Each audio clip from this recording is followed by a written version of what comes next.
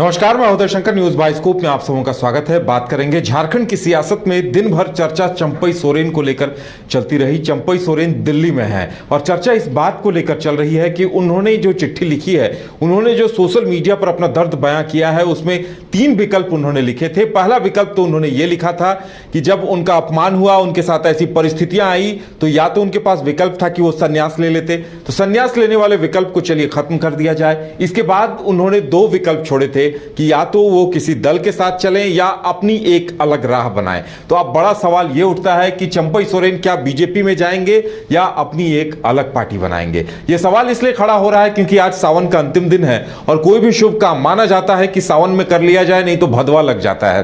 तो अब अगर उन्हें बीजेपी में आना होता तो आज देर शाम देर रात तक वो बीजेपी में आ सकते हैं, और अगर वो बीजेपी में नहीं आते हैं तो इसका मतलब यह भी समझा जा सकता है कि चंपई सोरेन और लॉबिन हेम्ब्रम मिलकर एक नई पार्टी खड़ी कर सकते हैं और एक नया विकल्प, तीसरा मोर्चा लोगों को दे सकते हैं। हमारे साथ मदन है। मदन, क्या संभावना लगती है? देखिए, पहले विकल्प को तो खारिज कर दिया उन्होंने खुद कि वो संन्यास नहीं लेने जा रहे हैं। अब उनके पास सिर्फ 2 विकल्प बच रहे हैं। बिल्कुल, देखिए, जब उन्होंने अपना एक पत्र जारी किया जनता के बीच, तो उसमें स्पष्ट तौर पर कहा कि मेरे सामने 3 रास्ते हैं, 3 विकल्प हैं, जिसमें कि पहला था कि या तो हम संन्यास ले लें, या फिर दूसरा था कि हम जो वर्तमान राजनीतिक हालात हैं उसके तहत जो है हम एक पार्टी बना लें, या फिर तीसरा जो रास्ते मिल रहे हैं जिनके साथ आगे हम बढ़ सकते हैं उनके साथ बढ़ चलें। तो अब ये ज़रूर है कि जिस तरह से कल वो दिल्ली पहुंचे कोलकाता के रास्ते से, तो सबकी निगाहें टिकी थी कि कल ही 3 बजे के करीब वो बीजेपी का दामन थाम सकते हैं। ठीक शाम को उनका पत्र भी जारी होता है। तब ये लगता है कि आज जो है रक्षाबंधन के दिन वो बीजेपी का दामन थाम सकते हैं। लेकिन अब वक्त जो है काफ़ी बीत चला है आज का, तो अब ये इंतज़ार किया जा रहा है कि क्या चंपई सोरेन बीजेपी का दामन थामेंगे या फिर एक अपनी नई पार्टी बनाकर चुनावी मैदान में उतरेंगे। इसके साथ कई और विकल्प भी हैं कि जो नाराज विधायक के तौर पर काम करते रहे थे पहले लॉबिन हेम्ब्रम, उन्होंने भी एक तरह से सरकार के खिलाफ मोर्चा खोला था। तब सरकार जो है उनको एक तरह से कहें तो सदस्यता उनकी जो है अब विधानसभा से खत्म कर दी गई है। तो वो सरकार को इसके लिए जिम्मेदार बता रहे हैं कि सरकार ने जबरन हम पर आरोप लगाए। जब एक तरह के गुनाह 2 लोगों ने किया, यानी कि चमरा लिंडा और लॉबिन हेम्ब्रम ने लोकसभा चुनाव दोनों ने निर्दलीय के रूप में लड़ा, तो फिर एक के आंख में सुरमा और एक आंख खाली, ऐसा कैसे हो सकता है? तो फिर पार्टी पर ही वो उन्होंने भी आरोप लगाया था।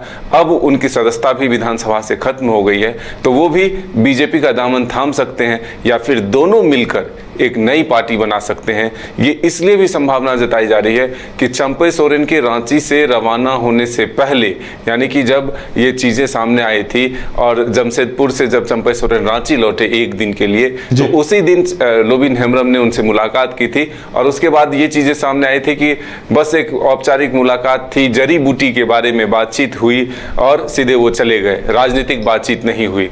लेकिन जब 2 नेताओं के बीच मुलाकात होती है तो ऐसा असंभव है कि राजनीतिक चर्चा नहीं हो, और वो भी उस वक्त वैसे व्यक्ति से मुलाकात होना जिस पर कि जेएमएम जो है अनुशासनात्मक कार्रवाई भी कर चुकी थी और उनको जो है एक तरह से उनके खिलाफ विधानसभा में लिख कर भी दिया था कि ये पार्टी के खिलाफ काम किए, और उसके बाद 10वीं अनुसूची के तहत जो उनकी सदस्यता खत्म कर दी जाती है। बिल्कुल मदन, एक सवाल और उठता है। देखिए, लॉबिन हेम्ब्रम तो कह रहे थे कि हम बीजेपी में चले आएंगे। चंपई दा ने एक बार भी नहीं कहा कि हम बीजेपी में जा रहे हैं। वो ऐसी बातों को खारिज करते रहे। नाराजगी उन्होंने खुलकर बयां कर दी है, लेकिन कहां जाएंगे ये नहीं कहा। देखिए, चाहे लॉबिन हेम्ब्रम हो, चंपई सोरेन हो या समीर मोहंती हो, रामदास सोरेन हो, उनके साथ कई समर्थकों की सूची आ रही थी, या चमरा लिंडा हो, ये सभी बीजेपी के खिलाफ ही जीत कर आए हैं। इनके साथ जो वोट बैंक है, जिन लोगों ने इन्हें वोट दिया था, वो बीजेपी को पसंद नहीं करते। तो कहीं ना कहीं देखिए, ये विधायक, उन विधायकों को भी बीजेपी में आने में कहीं ना कहीं दिक्कत है कि उनका जो वोट बैंक है वो नाराज हो जाएगा। तो ऐसे में ज्यादा बेहतर तो ये नजर आता है कि अगर एक थर्ड फ्रंट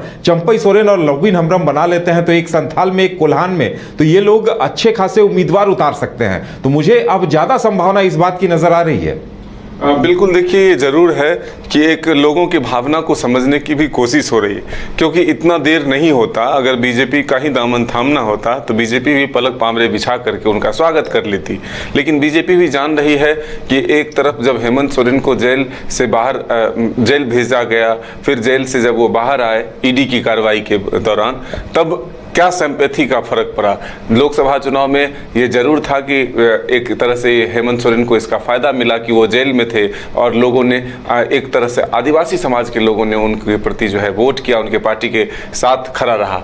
तो अब दोबारा से वैसी गलती ना हो कि एक सिंपैथी वोट जो है वो मिल जाए। तो अब एक चिंतन और मंथन जो है भारतीय जनता पार्टी की तरफ से भी हो रहा है कि चंपई सोरेन को तो लाना है, लेकिन किस तरह से लाया जाए कि बस एक नाम भी ना सीधे डायरेक्ट जुड़े कि बीजेपी का दामन उन्होंने थामा, ये चंपई सोरेन ने बहुत गलत किया, जेएमएम के सच्चे सिपाही थे लेकिन अपने स्वार्थ के लिए वो बीजेपी में चले गए। तो इस चीज से भी बचने की एक कोशिश है और आदिवासी समाज के लोगों को किस तरह से वोट के रूप में अपने पक्ष में किया जाए, इसकी भी रणनीति बनाई जा रही है। तो ये हम कह सकते हैं कि संभावना ये भी हो सकती है कि एक अलग थर्ड फ्रंट बना करके भी चुनाव लड़ाया जा सकता है। चलिए, हमारे साथ जुड़ने के लिए और जानकारी देने के लिए आपका बहुत बहुत धन्यवाद। तो अभी कुछ घंटों का वक्त शेष है, पूर्णिमा खत्म होने में अगर शुभ काम करना है, बीजेपी में शामिल होना है तो कुछ घंटों का वक्त शेष है। और ऐसा अगर नहीं होता है तो इसका मतलब साफ है कि एक नए तीसरे मोर्चे का गठन होने के आसार दिखाई दे रहे हैं। फिलहाल इतना ही, पल पल की अपडेट हम आपको देते रहेंगे।